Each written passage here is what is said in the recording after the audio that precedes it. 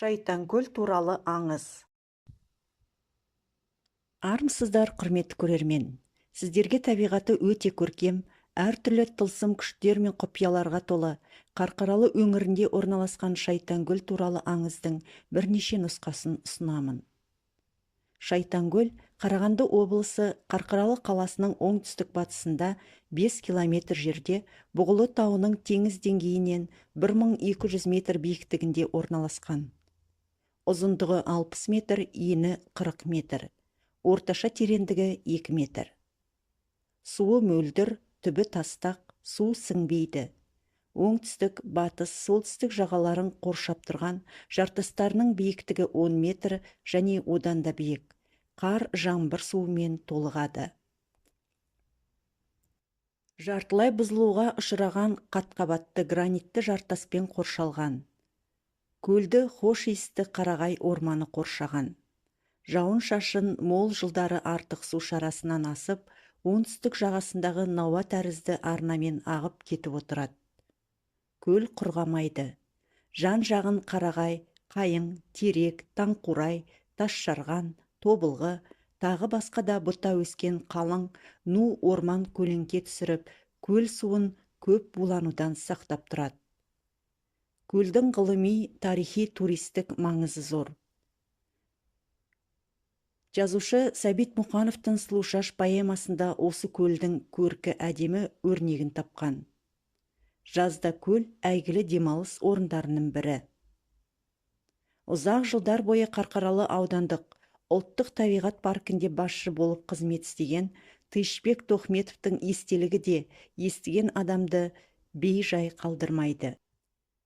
1999 жылы Қарқаралыға Қазақтан шыққан тұңғыш ғарышкер Тоқтар Әубәкіров келеді.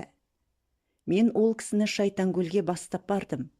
Кенеттен Тоқтардың ұлы: «Папа, ана жерде креш жатыр» деп айғайлады. Расымен де судың түбінде үлкен креш жатыр еді. Ол крес бізге ап-анық көрініп тұрды. Бір кездері көлдің жағасында қағылған кресті жұрт алып тастап, суға тастап жібергені жайлы бәріміз де естігенбіз. Бірақ ол кресті бұлайша судың түбінде көреміз деп ойламаппыз. Маған сенбесеңіздер, Тоқтар Әубәкіровтің өзінен сұрасаңыздар да болады. Егер де суға түсуге жүрегі дауаламайтын адам болса, оны апшығу қиында емес. Тышбек Тоқметовтың естелігі осы. Осыдан 111 жыл бұрын 1905 жылы архиерей Михаил атты орыс Шайтанкөлдің батыс жағалауына крес секілді қып тақтайша қағып, енді бұл көл әулие көл деп аталсын деген екен. Арада көп ұзамай жоғалып кетеді. Көл солайша бәрібір Шайтанкөл атауында қала береді. Ал сол бір крест әлі күнге көлдің түбінде жатыр. Ал Тоқаң қалаға орала сала батырдың денесін бөрттен басып кетіпті. Емхана дәріханалардың табалдырығын тоздырған батырға ем табылмай, бір күні өзі түс көріп, түсіне енген ақ киімді ақсақал: «Балам, амандық сұраспадың ғой» деп кейістік білдіріпті. Ақыры Тоқаң Қарқаралыға қайыра кеп, Шайтанкөлге шомылып, тәнін жуып, мазасын алған белгісіз жарадан құтылыпты мыс. Шайтанкөл туралы ел аузында жүрген аңыздар сан алуан. Солардың біріне тоқтала кетейік. Бұл көл алғашқы кезде әулие көл атанған. Баяғыда бұл көлді әулие мекендеген. Суына беті қолын жуған деп жұрт киелі су санапты. Жұма сайын қожа молдалар бастаған байлар келген екен. Жағасында Құдайға арнап мал сойып Құран оқысады. Шаншар ішінде Торсықбай дейтін қу болған. Бірде сол әлгіндей топтың үстінен шығады.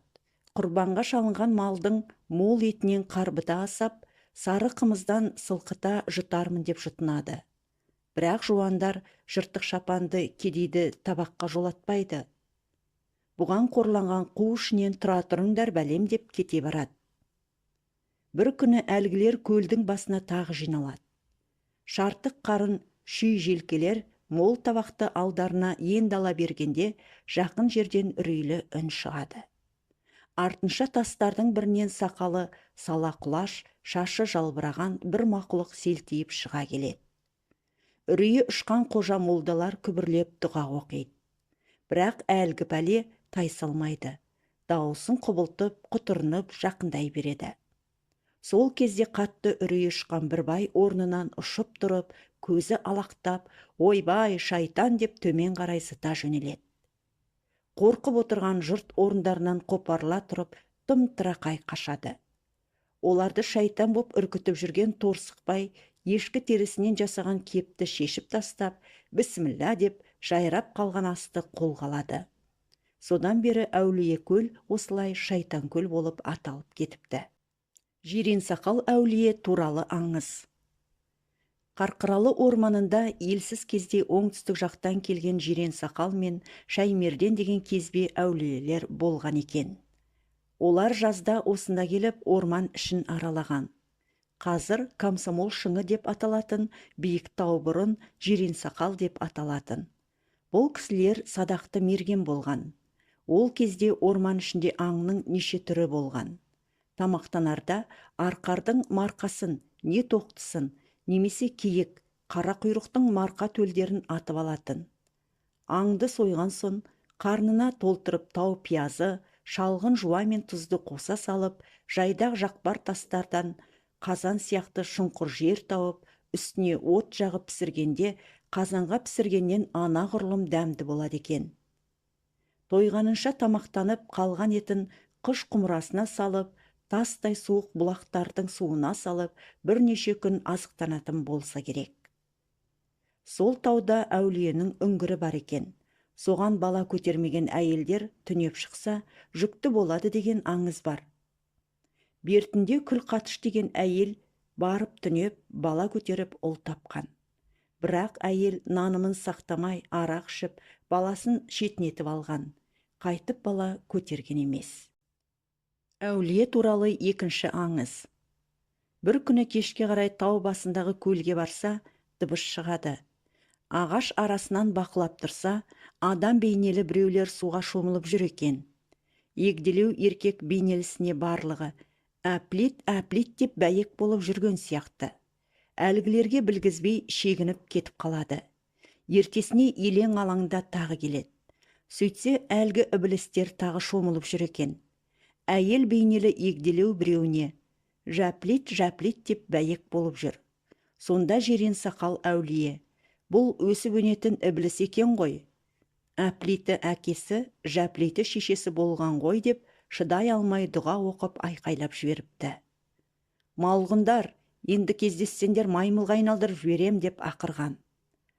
Әулие одан кейін де көлге бірнеше рет барған, және түнеген, бірақ шайтандарды қайтып кездестірмеген. Содан кейін ол шағын көл, шайтан көл атанып кеткен. Теке ақсақал бұл әңгімені ұлғайған кезде әкемнен естіп едім дейтін. Қарқаралы туралы аңыз Қарқаралының тарихы, қазақтың ауыз әдебиетімен тығыз байланысты. Құрметті менің көрермендерім, сіздер Шайтангүл туралы аңыздың бірнеше нұсқасын тыңдадыңыздар. Хабар арнасы лайк басып, арнаға тіркеліп, өзіңізді қызықтырған тақырып болса пікір қалдырыңыздар. Назарларыңызға рахмет, келесі кездескенше достар.